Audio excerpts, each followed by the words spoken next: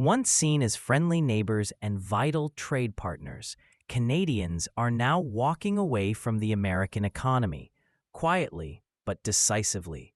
In 2025, a staggering 71% of Canadians have reduced their purchases of U.S. goods, leaving behind a $1.4 billion economic crater and tens of thousands of displaced American workers. While President Trump doubles down on his rhetoric, suggesting Canada could become the 51st state, our neighbors to the north have responded not with outrage, but with action. And it's hitting America where it hurts most. For decades, cross-border shopping was a way of life. Canadians routinely flocked to U.S. towns for better prices, unique products, and the American experience. But that era is over. Since the start of 2025, those bustling retail havens now resemble ghost towns. At Peace Bridge, vehicle traffic is down 12% in just a month. Worse still, Rainbow Bridge, a major artery for tourism and commerce, has seen a 33% collapse. These aren't just numbers. They're red flags of an economic unraveling in real time.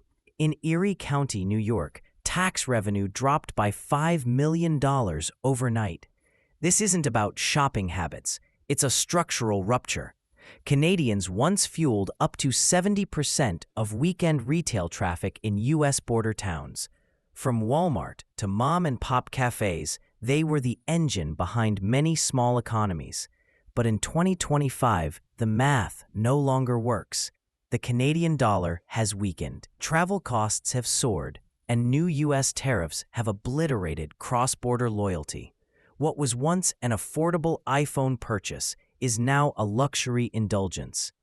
Meanwhile, Canadian retailers are stepping up, offering better deals, better service, and most importantly, no political headaches.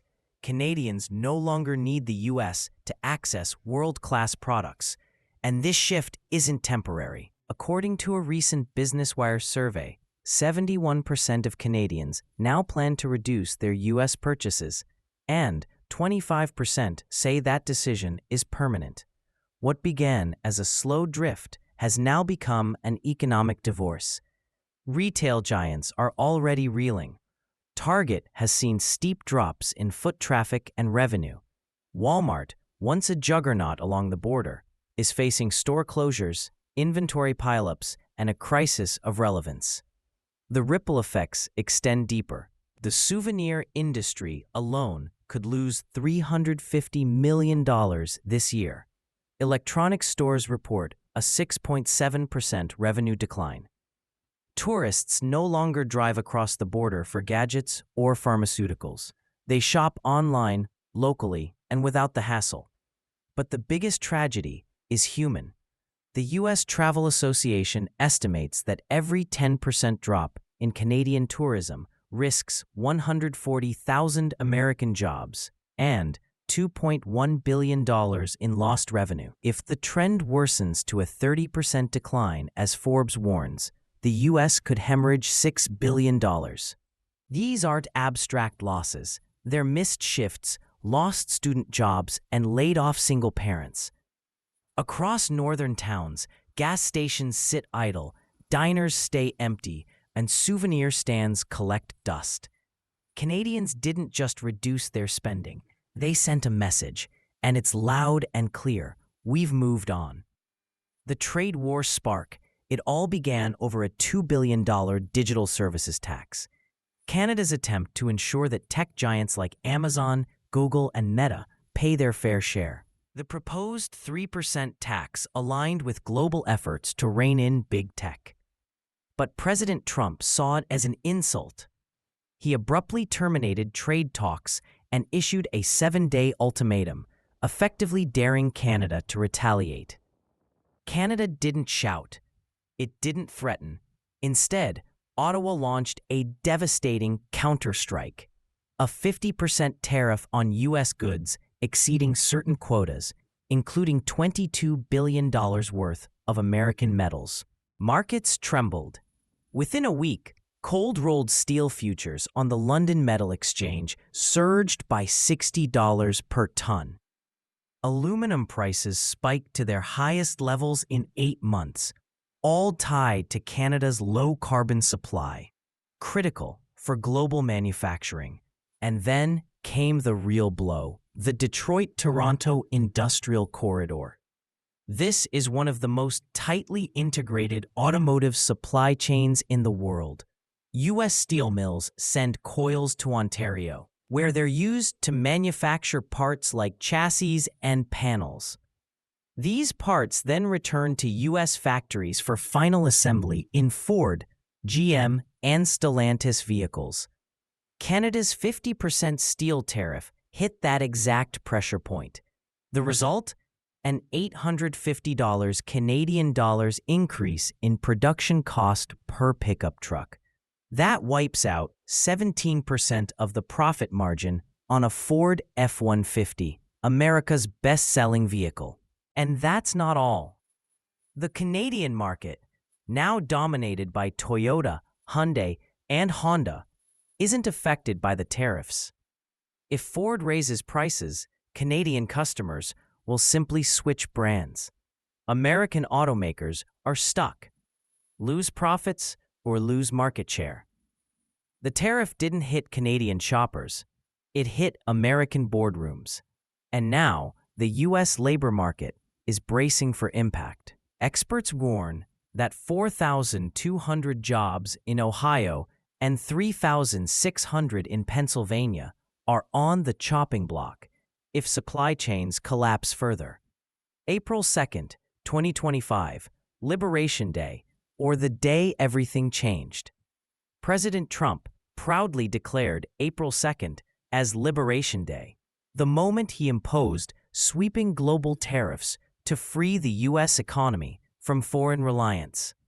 But just hours later, chaos erupted. Canada's Premier Doug Ford called it Termination Day. In his words, Trump says this will liberate America. I say it's liberating people from their bank accounts. Food, medicine, and car prices began to climb. Within 24 hours, the Dow Jones dropped over 1,000 points, and the Nasdaq plunged deep into the red. Fitch Ratings and other international analysts issued urgent warnings. The U.S. economy is not only veering toward recession, but risks triggering a global economic crisis.